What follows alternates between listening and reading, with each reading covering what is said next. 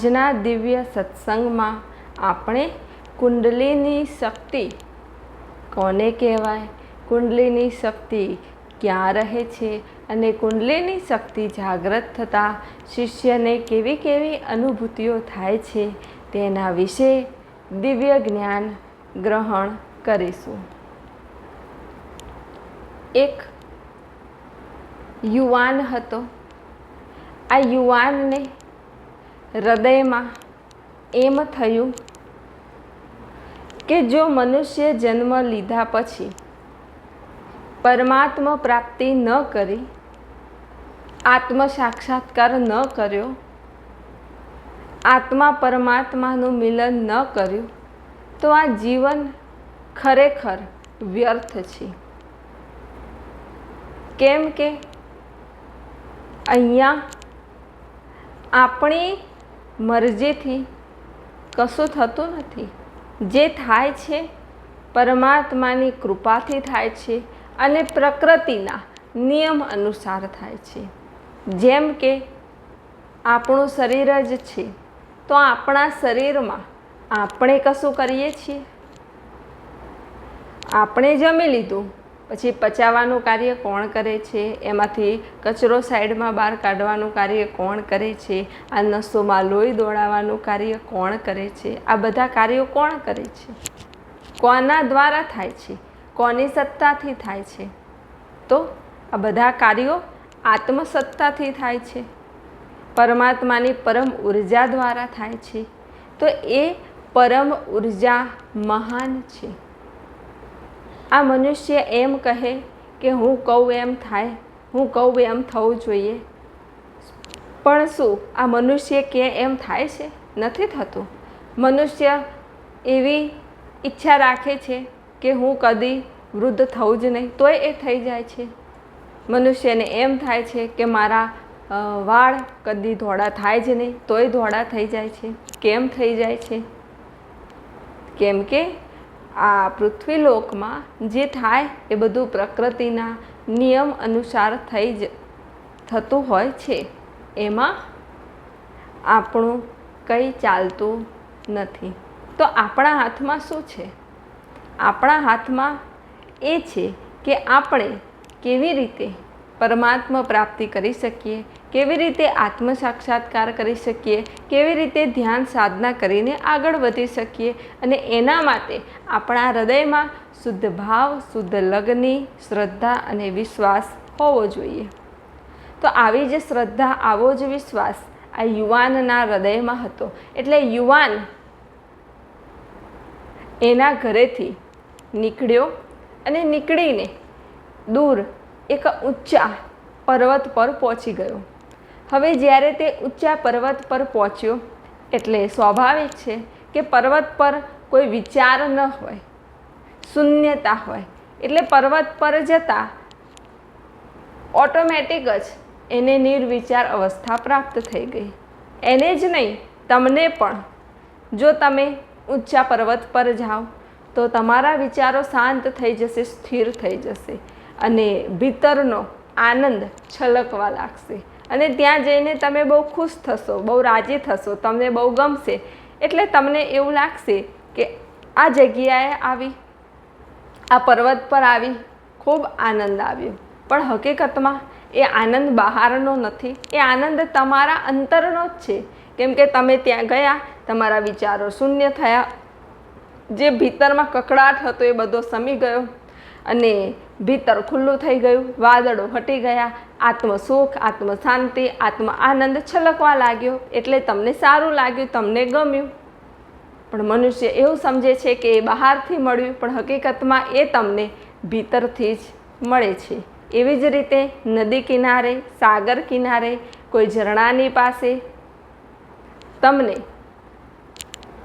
થોડા ક્ષણ માટે અંતરમાંથી આત્મ શાંતિનો અનુભવ થશે. તો જ્યારે પણ આવી અનુભૂતિ થાય ત્યારે એ જાણો કે આ આનંદ, આ શાંતિ એ ક્યાંય બહારની છે નહીં, પણ એ મારી જ છે, મારા ભીતરની જ છે.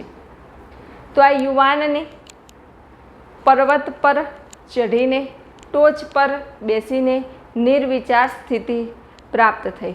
હવે નિર્વિચાર સ્થિતિ પ્રાપ્ત થતાં તે એક દિવ્ય સ્થિતિમાં પહોંચી ગયો, દિવ્ય ધ્યાન સ્થિતિમાં પહોંચી ગયો અને ત્યાં તે પરમાત્માને સાદ દેવા લાગ્યો કે હે પ્રભુ, હે પરમાત્મા, હું તો ખૂબ નાનો છું, હું તો તુચ્છ છું, હું તો તણખલા બરાબર છું, હું તો તારા સુધી પહોંચવામાં સક્ષમ નથી, પણ પ્રભુ તું તો 1000 હાથવાળો છું, અત્ર તત્ર સર્વત્ર છું, હું તો તને ગોતી શકતો નથી, પણ તું તો મને ગોતી શકે, તો તું મને દર્શન આપ, તું મારો હાથ પકડી લે, તું મને બોલાવી લે.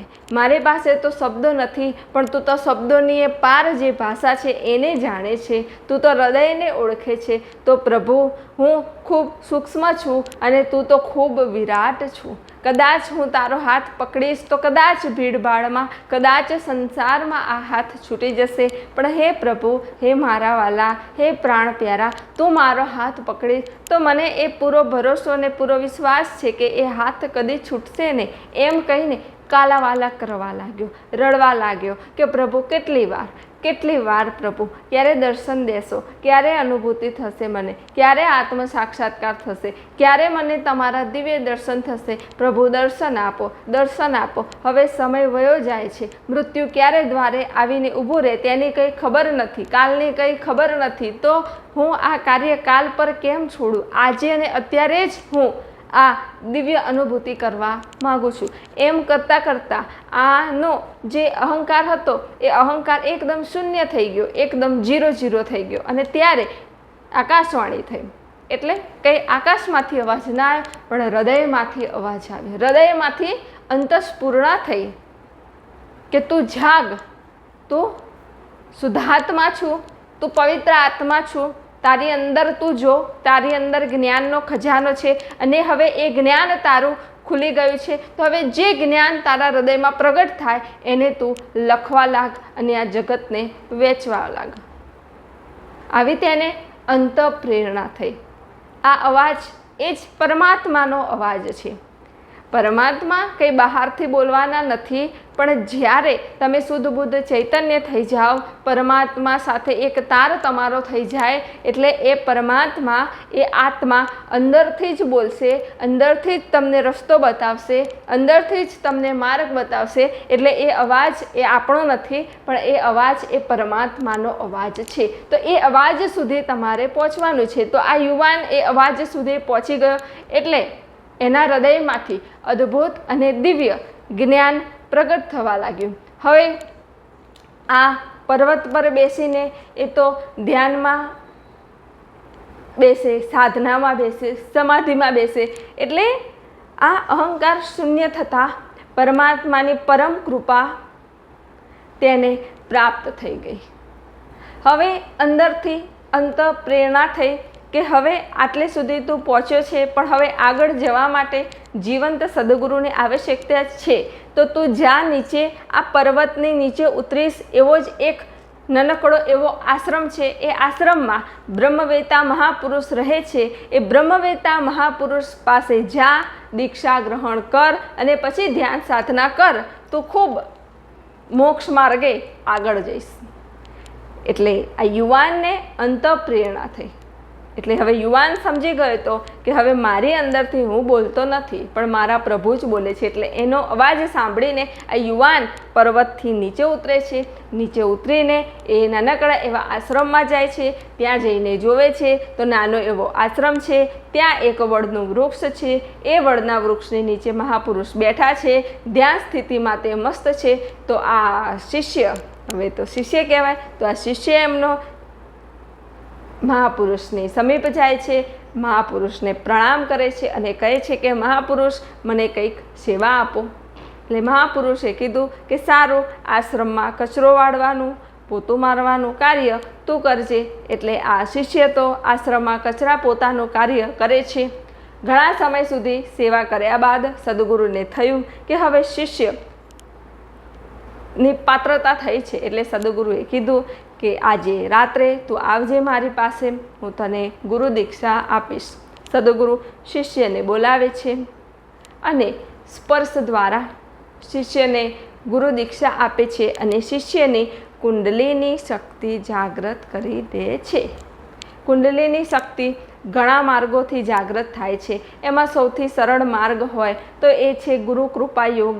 મંત્રથી પણ કુંડલીની શક્તિ જાગૃત થાય છે. સ્પર્શથી પણ કુંડલીની શક્તિ જાગૃત થાય છે. દૃષ્ટિપાતથી પણ કુંડલીની શક્તિ જાગૃત થાય છે.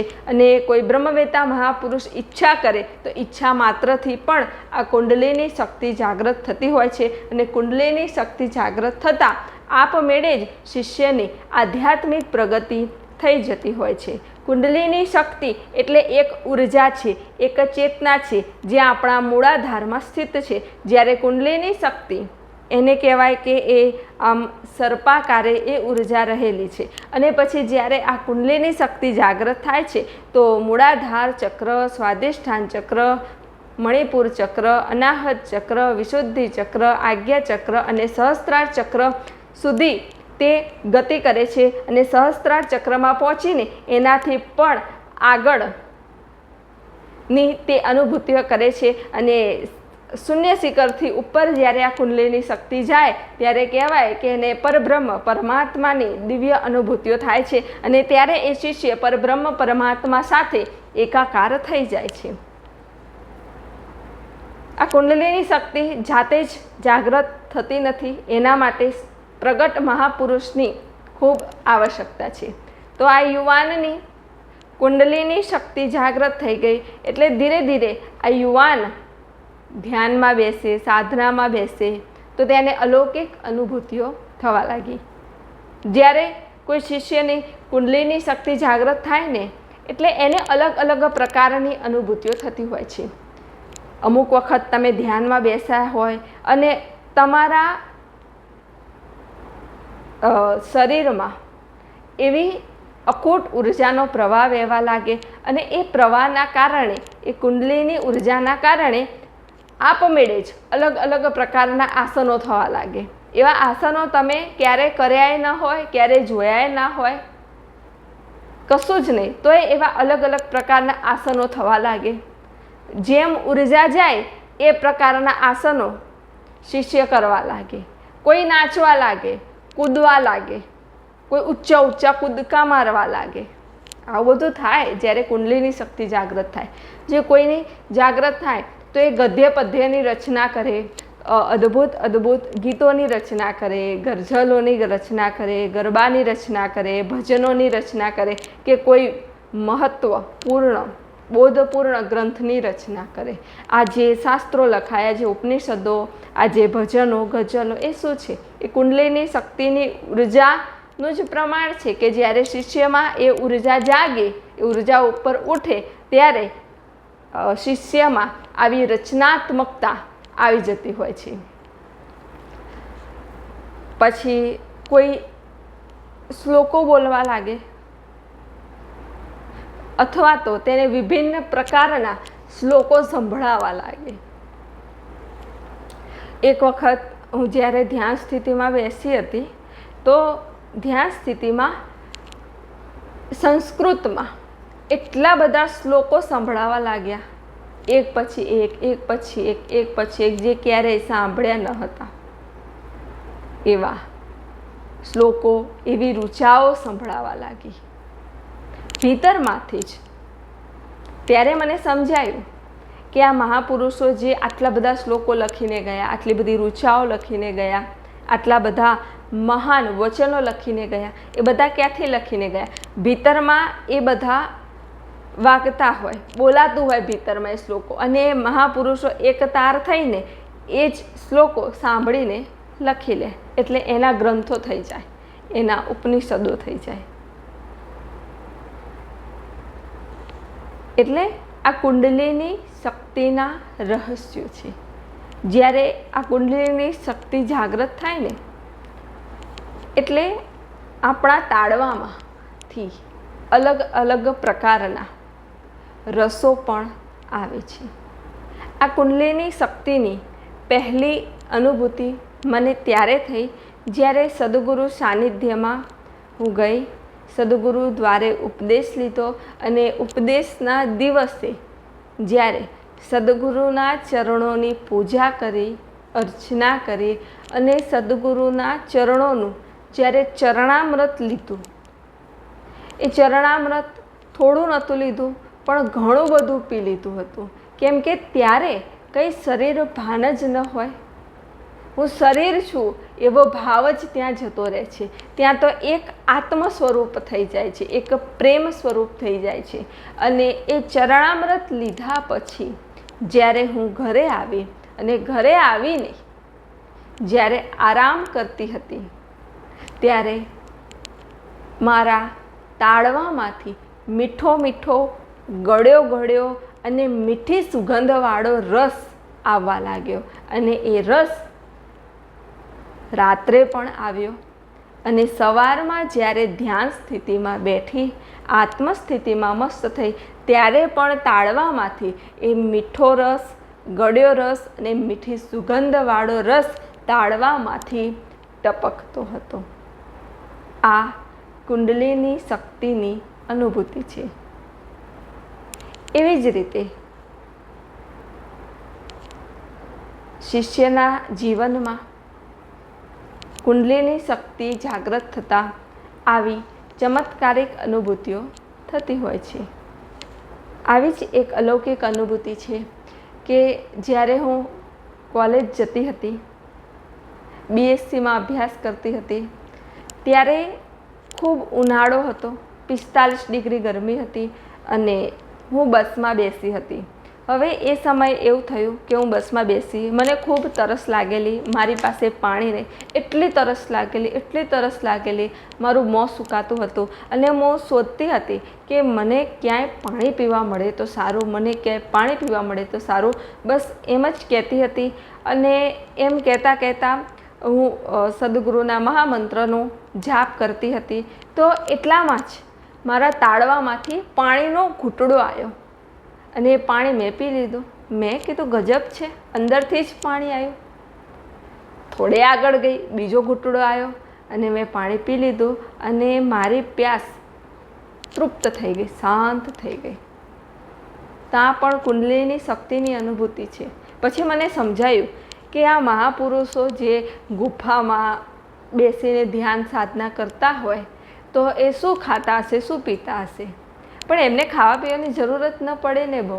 કેમ કે એમની તો કુંડલીની શક્તિ એકદમ જાગૃત થઈ ગઈ હોય તો એમના શરીરમાં જે જોઈએ ખાવાનું પીવાનું બધું આ તાલુ ભાગમાંથી ઓટોમેટિક જ મળી જતું હોય અને ગ્રહણ કરીને ફરી તે પાછા ધ્યાન સાધના કરવા બેસી જતા હોય. કેમ કે આ સંસારમાં જે રહેતા હોય એ એટલું બધું ધ્યાન ન કરી શકે, એટલી બધી સાધના ન કરી શકે, બરાબર. એટલે એમને થોડું ખાવું પડે, પીવું પડે, થોડું જળ, પાણી, અન્ન ગ્રહણ કરવું પડે. પણ જે હિમાલયમાં રહેતા હોય તો ત્યાં તો એમની ઉર્જા ખર્ચ જ થવાની નહીં, કંઈ જોવાનું નહીં, બોલવાનું નહીં, સાંભળવાનું નહીં, કંઈ જ નહીં, આંખો બંધ કરીને બેસી જ રહેવાનું. એટલે એકદમ એમનામાં એકાગ્રતા હોય અને એના લીધે એમને ખાવાનું પીવાનું બધું તાલુ ભાગમાંથી મળી રહેતું હોય અને ધ્યાન સાધના કરતા હોય. પછી મને એવું જ્ઞાન થયું કે હા, સાચી વાત છે, આ મહાપુરુષો આવી રીતે જ ધ્યાન સાધના કરતા હશે. તો આ યુવાનને પણ કુંડલીની શક્તિની અલૌકિક અનુભૂતિઓ થવા લાગી. તે ગદ્ય પદ્યની રચના કરવા લાગ્યો અને એક દિવસ તો આ યુવાનને અચાનક આખા શરીરમાં કંપન થવા લાગ્યું, આખો ધ્રુજવા લાગ્યો, આખું એનું શરીર હલવા લાગ્યું. અને ત્યારે તે ધ્રુજતો સદગુરુની પાસે ગયો અને સદગુરુને કીધું કે હું તો સવારનો આખો ધ્રુજો છું, આવું કેમ થાય છે? એટલે સદગુરુ મંદ મુસ્કાયા અને સદગુરુએ કીધું કે આ કુંડલીની શક્તિ તારી જાગૃત થઈ છે અને એની ઉર્જા એટલી અલૌકિક હોય, એટલી પ્રચંડ હોય કે એને સહન કરવી એ નાની સૂની વાત નથી. એટલે થોડો સમય લાગશે, પછી ઓટોમેટિક જ એ ઉર્જા સ્થિત થઈ જશે, શાંત થઈ જશે. એટલે પછી શિષ્યએ કીધું કે તો ઠીક છે, બરાબર. અને પછી એકાદ દિવસ બાદ શિષ્યની ઉર્જા એકદમ શાંત થઈ ગઈ, સ્થિર થઈ ગઈ. પછી એ શિષ્ય યાત્રા કરતાં મૂળાધારની યાત્રા કરી, પછી સ્વાધિષ્ઠાનની યાત્રા કરી, પછી મણિપુર ચક્રની યાત્રા, પછી અનાહત ચક્રની યાત્રા, પછી વિશુદ્ધિ ચક્રની યાત્રા, પછી આજ્ઞા ચક્રની યાત્રા અને પછી સહસ્ત્રાર ચક્રની યાત્રા કર્યા બાદ એ ઉર્જા દ્વારા ઉપર જે બીજા 7 ચક્રો છે એ 7 ચક્રોમાં ગયો અને ત્યાં તેને પરબ્રહ્મ પરમાત્માની અનુભૂતિ થયો અને તે પરબ્રહ્મ પરમાત્મા સાથે એકાકાર થઈ ગયો. આ એકતા શબ્દ બહુ મોટો છે, બહુ વિશાળ છે. હવે આપણે સાંભળ્યું હશે કે આત્માને પરમાત્માની એકતા, ગુરુને શિષ્યની એકતા. આ એકતા એમનેમ નથી થતી. કેટલા જન્મોની તપશ્ચર્યા પછી, કેટલા જન્મોની સાધના પછી આ એકતા થાય છે. હવે તમે વિચાર કરો કે આ સ્થૂળ જગતમાં ભાઈ ભાઈની એકતા નહીં થઈ શકતી, બેન બેનની એકતા નહીં થઈ શકતી, માતા પિતા સાથે સંતાનોની એકતા નથી થતી, અરે ધર્મ ધર્મની એકતા નથી થતી, શિષ્ય શિષ્યની એકતા નથી થતી, ગુરુ ગુરુની ભાગ્યે એકતા થાય છે. નહીં તો આ અલગ ને પેલા અલગ, આ આમ ને આ તેમ. સ્થૂળ જગતમાં જો એકતા ન થઈ શકતી હોય, સાકારમાં જો એકતા ન થઈ શકતી હોય, તો તમે વિચાર કરો સૂક્ષ્મમાં, ચૈતનામાં, ઉર્જામાં પરમપિતા પરમાત્મા સાથે એકતા થવી તે તો કેટલી મોટી વાત છે. અને ચલો એ બધું તો ઠીક છે, સાંસારિક સંબંધોમાં તો ચલો એકતા થાય ના થાય એવું બધું જ છે, પણ શિષ્યની સદગુરુ સાથે પણ એકતા થતી નથી. થાય તો ભાગ્યે જ થાય છે, કેમ કે સદગુરુ એ ઉપરના કક્ષાથી બોલતા હોય, સદગુરુ છેક પરાવાણી બોલતા હોય, પોતાના આત્મ સ્વરૂપમાં મસ્ત થઈને બોલતા હોય, અને શિષ્ય દેહ ભાવથી સાંભળતો હોય. એટલે સદગુરુ અને શિષ્ય ભાગ્યે જ એક થતા હોય છે, કેમ કે શિષ્યને હંમેશા એવું લાગતું હોય છે કે આવું તો કંઈ હોતું હશે, આવી અનુભૂતિ તો હસતી હશે, આવું જ્ઞાન તો કંઈ હોતું હશે. પણ સદગુરુ એમની કક્ષાથી બોલે છે અને શિષ્ય એની કક્ષાથી સાંભળે છે. એટલે હંમેશા સદગુરુ અને શિષ્યની વચ્ચે થોડો ઘણો વિરોધાભાસ તો રહેતો જ હોય છે. પણ એ ત્યારે રહેતો હોય જ્યારે શિષ્ય પોતાનું અસ્તિત્વ ધરાવતો હોય, અસ્તિત્વ રાખતો હોય ત્યારે. બાકી શિષ્ય જો અહંકાર શૂન્ય થઈ જાય, એનામાં કોઈ અહંકાર ન હોય, અને એ એક કોરું પાત્ર હોય કે સદગુરુ જે કહે બરાબર, જે બોલે એ બરાબર, જે અમૃતવાણી પીરસે એ બરાબર, જે અનુભૂતિ કહે બરાબર, એ સ્વીકાર છે ને ગ્રહણ કરી લેતો હોય, તો સદગુરુ અને શિષ્યની એકતા થવામાં બહુ વાર નથી લાગતી, પણ ખૂબ ઝડપથી સદગુરુ અને શિષ્યની એકતા થઈ જાય છે. હવે જ્યારે શિષ્ય એ સદગુરુની સાથે એક થઈ જાય, એક કેવી રીતે થવાનું છે? જ્ઞાનથી એક થવાનું છે, સમજણથી એક થવાનું છે, ભક્તિથી એક થવાનું છે, સત્સંગથી એક થવાનું છે. એ સદગુરુ એ શિષ્ય એ બંને જ્ઞાનથી જ્યારે એક થઈ જાય ત્યારે શિષ્ય અને સદગુરુની ઉર્જા એક થઈ જાય છે, ચેતના એક થઈ જાય છે. અને એ એક થતાં સદગુરુમાં જે પણ જ્ઞાન છે, જે પણ અનુભૂતિઓ છે, જે પણ દિવ્ય ઉર્જા છે, એ બધું શિષ્યમાં આપમેળે જ આવી જતું હોય છે. અને ત્યારે શિષ્ય સદગુરુ સાથે એક થતાં પરબ્રહ્મ પરમાત્મા સાથે પણ એકાકાર થઈ જાય છે, અને શિષ્યની યાત્રા છેક આગળ પહોંચી જાય છે, અને શિષ્ય પણ મોક્ષ માર્ગની મંજિલ સુધી પહોંચી જ જાય છે. તો આમાં એકતાનું બહુ મહત્ત્વ છે. જ્યાં એકતા છે ત્યાં જ જય છે. હવે ચલો સદગુરુ અને શિષ્યની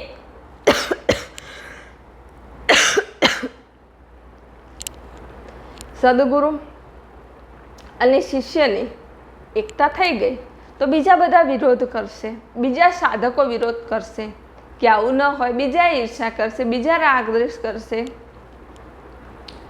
તો એનાથી શિષ્યના જ્ઞાનમાં, ભક્તિમાં, સત્સંગમાં કંઈ ફેર પડવાનો નથી, પણ બીજા જે વિરોધાભાસ કરે છે એમની પ્રગતિમાં જ બાધા પડવાની છે. તેવી બાધા આપણે શું કામ ઊભી કરવી પડે? તમારે આગળ નીકળવું છે તો જે આગળ છે એનો હાથ પકડી લો, તો તમે એની જોડે પહોંચી જશો. એકદમ સહેલો ને સીધો રસ્તો. આપણને કંઈ ખબર ન પડતી હોય તો જે પહોંચ્યા છે એનો હાથ પકડી લો પ્રેમથી, એ પહોંચાડી દેશે. પણ અમુકને હાથે પકડવો નથી, સારું જોવું નથી, સારું બોલવું નથી, તો પછી કેવી રીતે તમે આગળ વધશો? બોલો. તો આ શિષ્યની પણ કુંડલીની શક્તિ જાગૃત થઈ અને તે પરાકાષ્ઠાએ પહોંચી ગયું. તો આ કુંડલીની શક્તિ જ્યારે જાગૃત થાય છે ત્યારે ધ્યાન સ્થિતિમાં, આત્મસ્થિતિમાં મસ્ત થતા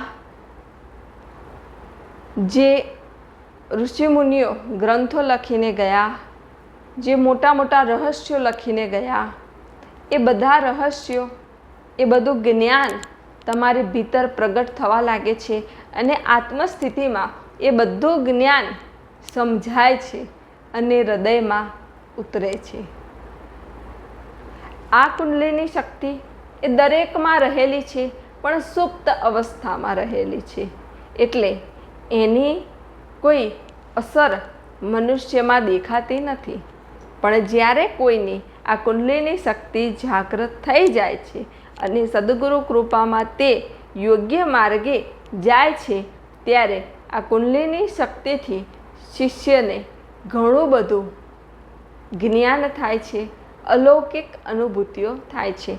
જ્યારે કુંડલીની શક્તિ જાગે ને ત્યારે શિષ્યના શરીરમાં જે પણ વાયુ, કફ અને પિત્તના રોગ હોય ને એ બધા રોગો બાળીને ભસ્મ કરી દે છે અને શિષ્યનું આ સ્થૂળ શરીર તો ચોખ્ખું કરે છે, સાથે સાથે સૂક્ષ્મ શરીર પણ ચોખ્ખું કરી દે છે. તમને ખબર છે, આપણા તાળુ ભાગમાં ઔષધિઓ પણ રહેલી છે. જ્યારે શિષ્યને કોઈ બીમારી થઈ હોય ત્યારે એ તાળુ ભાગમાંથી કડવી કડવી ઔષધિ પણ શિષ્યને આવે છે અને એ ઔષધિથી શિષ્ય સાજો થઈ જાય છે, શિષ્ય સરખો થઈ જાય છે અને તેનું શરીર હૃષ્ટપુષ્ટ અને તંદુરસ્ત થઈ જાય છે. તો કુંડલીની શક્તિ જાગૃત થતાં આવા વિવિધ રસોની અનુભૂતિ થાય છે.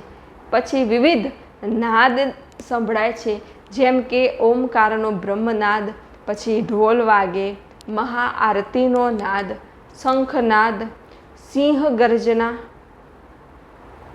મેઘ ગર્જના, પછી વાંસળીનો સ્વર, પછી ટન ટન ટન ટન ઘંટનાદ, પછી સીટી જેવો નાદ. આવા વિભિન્ન પ્રકારના નાદ સંભળાય છે.